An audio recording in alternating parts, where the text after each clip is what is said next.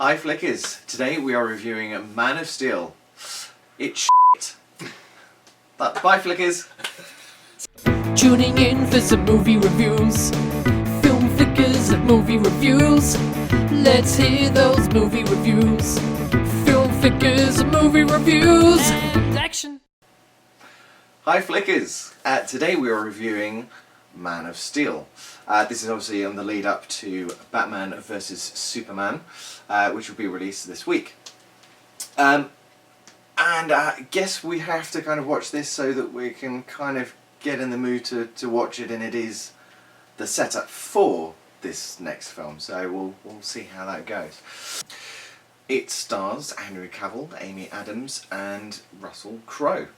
There are obviously some other great talent in there as well, with Kevin Costner popping up as Jonathan Kent, and he does a really good job. In fact, all the actors are brilliant in this. There's no one really that kind of gets left out. I think everyone does a really good job, and it's a tough one, because if you've watched the first sort of Superman that really kind of worked with Christopher Reeve, it's kind of hard to get into this because it is completely setting up a whole different universe, and it's not really very close to this comic book sort of origins. It's kind of dipping its toe in, but not really kind of setting it in that kind of original sort of story arc.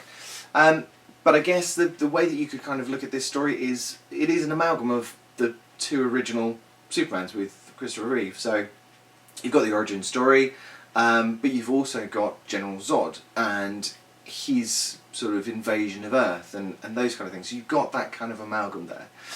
But it does start with, you first look at Krypton, which is lovely. You do get that in the original Superman film as well, but this is a totally different world. There's creatures, be it CGI, but you know, there's a lot of kind of extra stuff in there, and you kind of get a more developed idea of what their world is like, and that they're world builders as well. So they've actually expanded from Krypton. They've gone off and explored the universe and everything, so they know a lot more about it.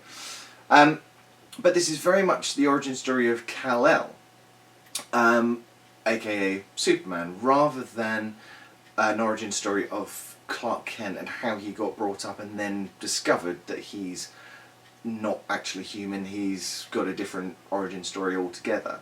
So it is very much taken from the fact that he is an alien from the very start, and that's what you get. It's a tough one, this, because Superman is such an iconic figure, and everyone has a very good basic idea of what Superman should be and how it should be kind of done, I guess. And that's the tough thing to be able to do with one of these kind of films, is that it's good that you want to change it up. You don't want to be a copycat and really just take the first, you know, Christopher Reeve film and replicate it. You do want to sort of set something up completely different. The great things about this, I know a lot of people have real issues with it and stuff, but I think the great things about this are cinematography, for one. It's fantastic.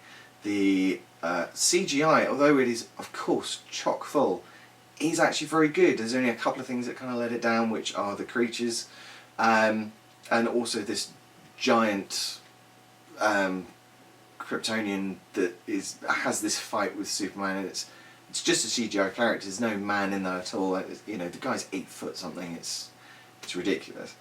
But other than that, nothing else really lets it down with that. The acting is fantastic. Everyone is brilliant.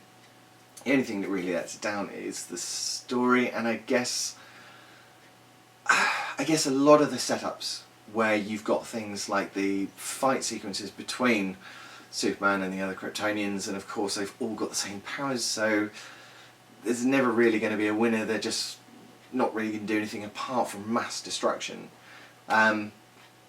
And again, I guess that's what a lot of people were really angry about, was the huge destruction and the fact that Superman didn't take them away from, you know, from the city, or, you know, destroy the ship outright. It just didn't do anything like that. And I understand that he's trying to save lives, but you could still save lives of the Kryptonians without, you know, having to kill them all. You could have just destroyed the ship, and then they would have been stuck on Earth, and then it would have, you know, there would have had to be some sort of way of them introducing themselves, and it probably would have been a lot more an interesting story than this.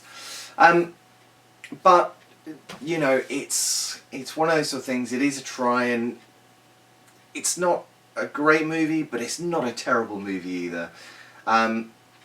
If you are going to go and watch Batman vs Superman, I would recommend watching this beforehand, because I think there's a lot of things that set up for that film that you'll miss if you haven't seen this before.